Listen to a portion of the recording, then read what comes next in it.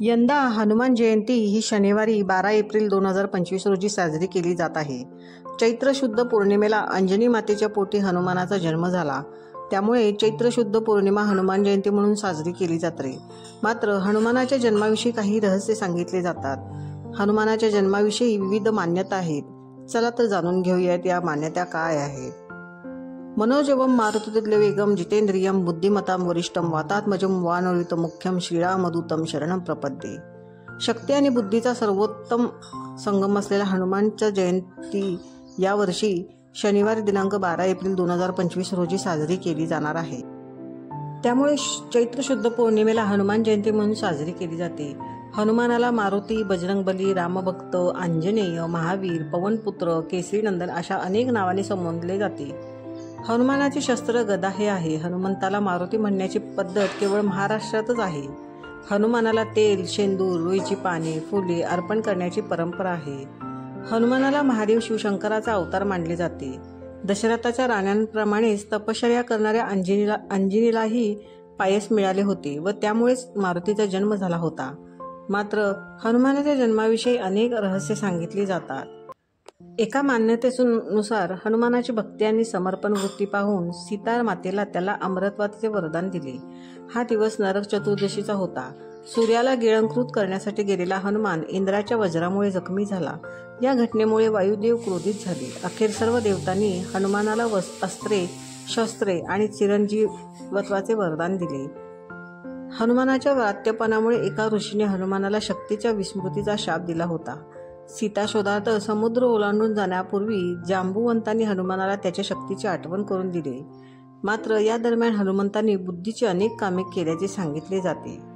हनुमंताच्या गळ्यातील जानवे हे ब्राह्मतेजाचे प्रतीक आहे. हनुमंत हा महादेवाचा अवतार असल्याने त्याला लय करण्याचे सामर्थ्य आहे. रामभक्ती करताना त्याच्यात विष्णू तत्व आल्यामुळे त्या स्थितीचेही सामर्थ्यही आले. हनुमानामध्ये ब्राह्मतेज व क्षात्रतेज दोन्ही असल्याने युद्धावेळी आवश्यकतेनुसार तो त्याचा वापर करत असे. महाभारत युद्धात श्रीकृष्णाने हनुमंताला अर्जुनाच्या रथावर स्थान दिले. तेव्हा हनुमंताने रथ व अर्जुन यांच्यावर येणारी अस्त्रे व शस्त्रे हवेतच नष्ट केली होती. हनुमान शक्ती सामर्थ्यासाठी जेवढा प्रसिद्ध आहे तेवढाच बुद्धीसाठीही तो प्रसिद्ध आहे. लहानपणी हनुमानाने गुरुकुलात जाऊन अनेक विद्या आत्मसात केल्या. वानरांची युद्ध करण्याची विशिष्ट पद्धती त्याने शिकून घेतली. वेद, उपनिषदे त्याने लहानपणीच तोंडपाठ केली होती. हनुमानाला अनेक भाषा येत होत्या. म्हणूनच रामलक्ष्मणाची खबर काढण्यासाठी सुग्रीवाने हनुमानाला पाठवले होते. तसेच सीतेचा शोध घेण्यासाठी हनुमानाला पाठवण्यात आले होते. तसेच समुद्र लांघणे, समुद्र सेतू उभारणे, राक्षसांचा नाश, लक्ष्मणासाठी संजीवनी आणणे यातून हनुमानाच्या शक्तीची प्रचिती येते. जन्मतः मारुतीने सूर्याला गिळण्यासाठी उड्डाण केले अशी जी कथा आहे त्यातून वायुपुत्र मारुती तेजतत्वाला जिंकणारा होता हे लक्षात आले.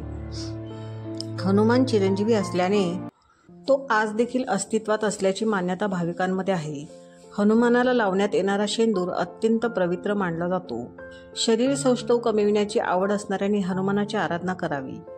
हनुमान स्तोत्र व हनुमान चालीसा म्हणणाऱ्यांना आत्मिक समाधानाची प्राप्ती होते असे म्हटले जाते. साडेसाती सुरू असलेल्या व्यक्तींनी दररोज किंवा किमान प्रत्येक मंगळवारी व शनिवारी मारुतीचे दर्शन घ्यावे असे सांगितले जाते. कारण हनुमानाला शक्ती, स्फूर्ती आणि ऊर्जेचे प्रतीक मानण्यात आले आहे. तर ही सर्व होती मारुतीरायाची हनुमंताची जन्माची रहस्य. ही जर माहिती तुम्हाला आवडली असेल तर चॅनलला लाईक, शेअर अँड सबस्क्राईब करायला विसरू नका. धन्यवाद. श्री स्वामी समर्थ. रामकृष्ण हरी. श्रीराम जय राम, जय जय राम.